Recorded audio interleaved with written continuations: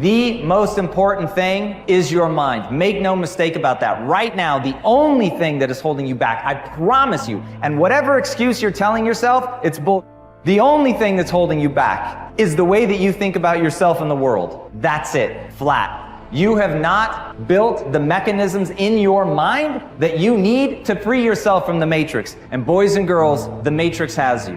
Who knows David Foster Wallace? This is water. In the talk, what he makes clear is the fish is the last one to realize that it's in water. Think about it from a human perspective. We had to discover air. We had to discover gravity. They're so ubiquitous, you literally don't see them. You take them for granted as just being there. And that's how people take their belief system. Right now, you think you're capable of certain things and incapable of others, and that is your water. As you think, so shall you be. 7 little words that I think are perhaps the most important things that we can learn and master in our lives.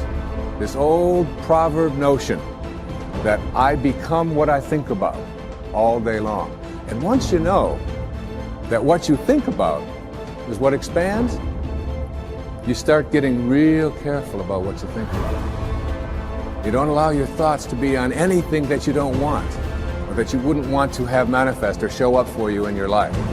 It's what goes on between this ear and this ear and in our hearts that determine our lives out there. There's no world out there except what's going on here. So the people that say, I can't afford it, I can't do this, I can't get to college, the rich are evil, I choose not to participate in that. And that's one thing people could change today. Correct. Right now is that dialogue in their head. Stop saying the word can't. I can't. Right. So how can? How can I? Especially as in, I can't afford it, how can I afford that? Right. Because that opens them up to looking at it as an investment to a greater future. Right. Well, the simple part that most people don't understand is that every thought we think and every word we speak is creating our future. It's as though our thoughts go out into the universe and are accepted and brought back to us as experience. Now that is a very simple thing, but most people don't get it. They don't understand it. They've never heard it before and they think it's ridiculous.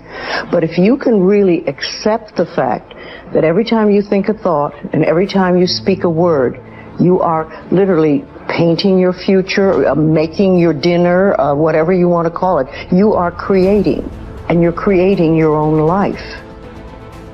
And this is simple, but it's not easy to accept. But once you accept it, then you can start deliberately creating what you want in your life.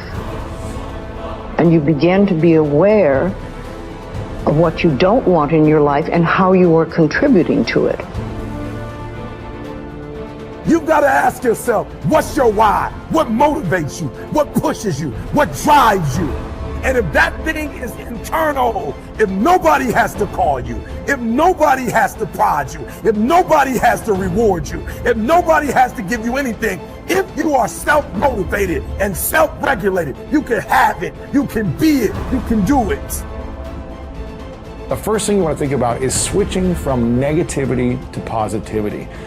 So many people get caught up in focusing on what they don't want to happen in their future, but they start living almost in constant fear of what could go wrong and what won't work out. And when we come from this place of, well, I don't know if I put myself out there, it's not going to work out, and then I'm going to get made fun of, and then I'm going to be embarrassed, and then I'm going to be stressed, and no one's going to love me. And then we go in this rabbit hole and this kind of cycle of fear and anxiety, and that is not how you attract good things in your life. You can't start from your way of being of negativity and fear and expect to attract beautiful things in your life. So we need to eliminate the negative self-talk, and an environment that's easy to get stuck in sometimes can be the negative self-talk. And there's so much negativity in the world, and if you don't actively work to shift your focus, to shift your thoughts in your mind, that negativity will consume you. You have a choice. Do you want to spend your life deciding what you want and what you don't want, and then chasing it outside? Or do you want to sit there and work inside to realize all I really want is the joy and the love, and if I stay open, I can have those. I don't need outside conditions to keep me open. So I make a very important point, because in spirituality it gets mixed up. Spirituality is not about renunciation. There's no renunciation. Renunciation says, I've decided what it is that will make me happy, and I'm not going to do it. Well, that sounds rather absurd, right? Spirituality says, it was stupid of me to decide what will make me happy instead of being happy with life, instead of being grateful and turned on by all of the amazing things that are happening in front of me and all the past experiences I got to have. Why don't I just enjoy all that and then come into life filled with love, filled with joy, and give the whole of my being to the moments that are unfolding in front of me? That's what spirituality says. So it's not about renunciation. It's not about things are wrong and things are right. It's about understanding that you did this. You did this with your mind. You set up conditions in which your mind would open, and then your heart opens, and conditions in which your mind will close and your heart closes. So basically, you come to the point where you have to decide, do I want to continue letting my past leave impressions on my mind and my heart such that only certain things will open and close me, and then I will spend my life chasing after, manipulating, controlling, conniving, whatever you want, the world around me, so that sometimes it unfolds the way I want? Or do you want to sit there and understand that you're the one who's making these decisions? It's your mind who's setting up the conditions. Why don't you just not do that? Create habits of empowering yourself, because empowering yourself, forgiving yourself, supporting yourself as you move forward and do the work to change your life, that's how you break the habit of victimizing yourself. And that's how you learn to do the opposite, which is supporting, empowering, cheering, celebrating yourself as you move forward. That's what's going to motivate you to do the action. And look, if Chris and I can go from having liens on this house 6 years ago to literally building an extraordinary business, changing our marriage to the point where we are building our dream house, a house that's so nice, I can't even believe we are going to live in this house because of the hard work that we've done. But I'll tell you, the singular habit that helped us do it is we stopped victimizing ourselves. We stopped labeling ourselves. We stopped beating the shit out of ourselves. And we broke that habit. We changed the narrative by learning how to empower ourselves. The starting point of taking full control over your conscious and your subconscious mind is for you to accept complete responsibility for everything that you think, say, and do. You are responsible for whatever happens to you, and especially you are responsible for your responses to the inevitable ups and downs of daily life. As Eleanor Roosevelt said, no one can make you feel inferior without your consent. I used to think that setting goals and making plans was the starting point of success in life. After a while, I changed my mind because I realized that something else actually comes first. What comes first is the acceptance of complete responsibility for yourself and for everything that happens to you. Real maturity begins when you finally realize that no one is coming to the rescue.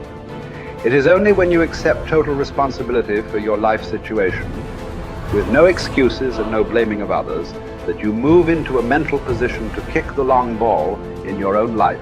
It is only when you have accepted 100% responsibility for yourself that you are ready to take the next step and decide exactly what it is you want and exactly what it is you want to do. Accepting responsibility is not an option that is open to the individual. It is mandatory. It is an absolute fact of human existence.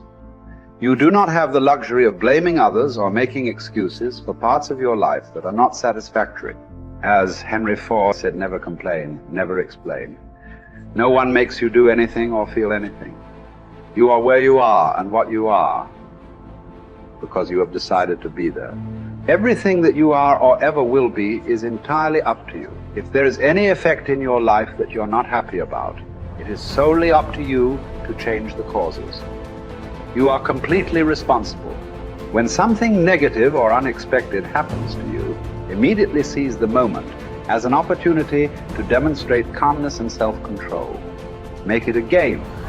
Instead of allowing yourself to feel negative, deliberately force yourself to substitute something positive. Here is an affirmation that has been very helpful to me. I repeat it over and over until it becomes automatic. In almost every situation, when something goes wrong, I immediately catch myself by saying, every situation is a positive situation, if viewed as an opportunity for growth and self-mastery.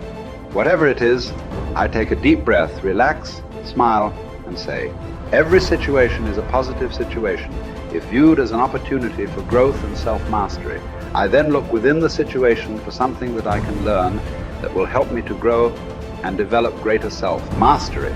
This is a simple mind game that enables me to stay relaxed and in control of my emotions. It will work for you as well. Just give it a try.